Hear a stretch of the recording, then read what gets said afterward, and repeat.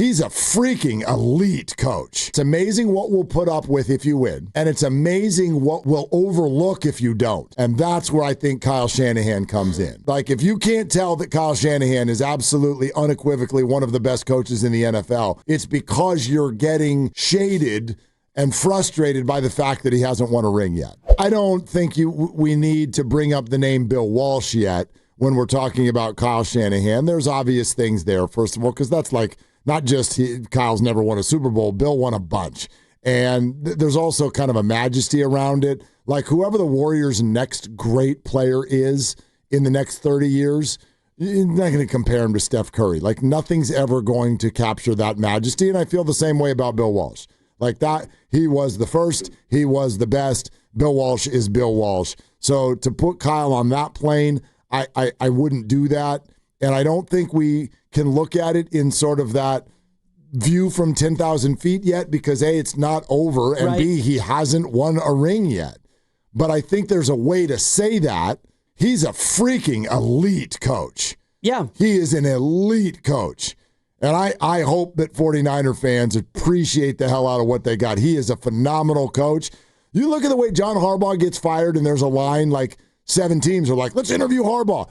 If you got rid of Kyle Shanahan, I'm telling you, man, I think there's 10 teams that would consider firing their guy that they were going to keep. Right. If Kyle were available. And it's not only because of the offensive coordinator job that he does, which is elite, and what he's been able to do with this offense, but it's also what you've been talking about, which is the whole package of the locker room, the culture, and just what he's meant for the organization. And think about just the Jed York piece of this, where Jed York, kind-hearted, I'm sure, would have gone down, even if Shanahan wasn't the coach, he still would have gone down and embraced his fallen star. But since he hired Lynch and Shanahan, Jed York has taken giant steps back away from being a part of the proceedings. And I think part of that is because you put Shanahan and Lynch in charge, and they're running it the way any owner would dream about having them run it. Well, and I think sort of metaphorically, like those giant steps back for him have been giant steps forward for him. Exactly. I mean, that's why Jed York is now seen. Have you ever seen somebody say something public about Jed York like George Kittle just did?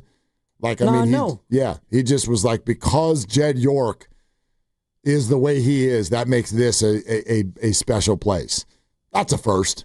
Right. That's a first. Well, and think about other owners like the Giants' current owners. They were not really the principal owners when they won the 3 World Series, but those owners are forever revered, and Larry Baer as well. And I think about Joe Lacob, where if they hadn't won any titles, I think fans would be kind of worn out with his, I don't want to say his act, because it's who he is, and he's passionate about doing it Joe's way.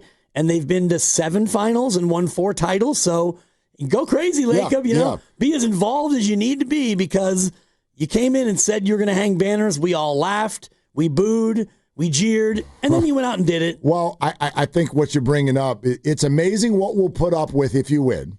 Yep. And it's amazing what we will overlook if you don't. And that's where I think Kyle Shanahan comes in.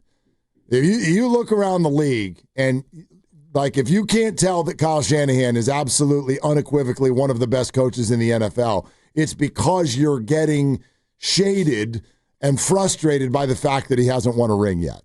And that's fine. If that's the way you want to look at it, that's fair.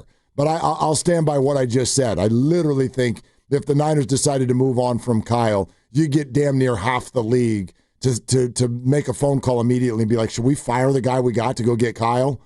Like, probably. Yeah. And if we can. All these vacancies that already exist. He would have his pick of the available jobs. And, to put him in the Walsh category, I don't know if that will ever happen, but I do know this. The 49ers, as a franchise in history, have 8 road playoff wins, and he now has authored 3 of them. 3 of them. In just his, 5th trip to the postseason now?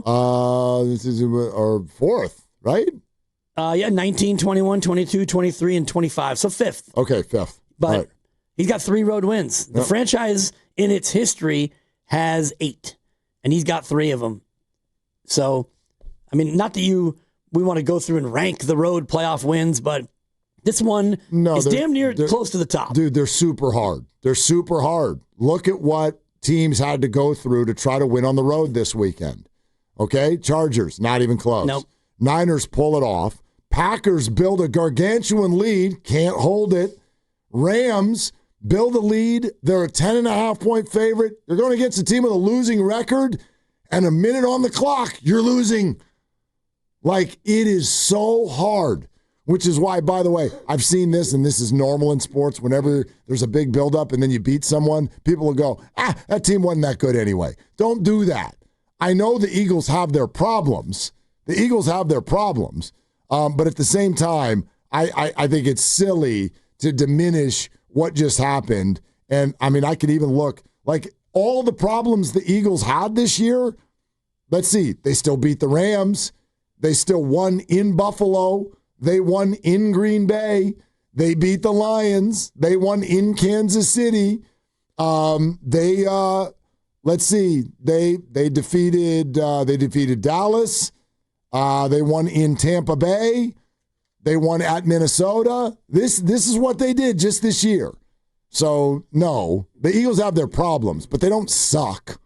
Like, they're not just some awful team that the Niners went in there and beat.